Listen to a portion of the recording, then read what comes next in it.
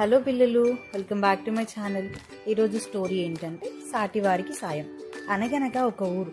ఆ ఊరిలో అచ్చమ్మ అనే ఒక స్త్రీ ఉంది. ఆమెకి దేవుడు అంటే మక్కువ. ఆమె భర్త మరణించాడు.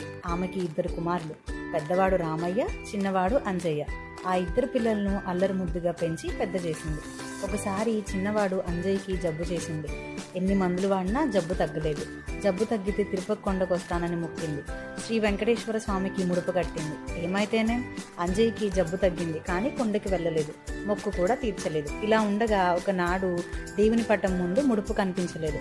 కంగారు పడిపోయింది అచ్చమ్మ. ఏరా స్వామి, ముడుపు కనిపించడం లేదు, ఏమైందిరా అని కేకలు పెట్టింది. నేనే తీశానమ్మా అన్నాడు అక్కడే ఉన్న అంజయ్య. అపచారం, ఆ ముడుపు ఎందుకు తీసావరా అంది అచ్చమ్మ చంపలేసుకుంటూ. లేదమ్మా, ఆ 25 రూపాయలు నారయ్యకి ఇచ్చాను అన్నాడు అంజయ్య. వాడికెందుకు ఇచ్చావురా? వాడికేమొచ్చిందిరా? ఏమొచ్చిందేమిటమ్మా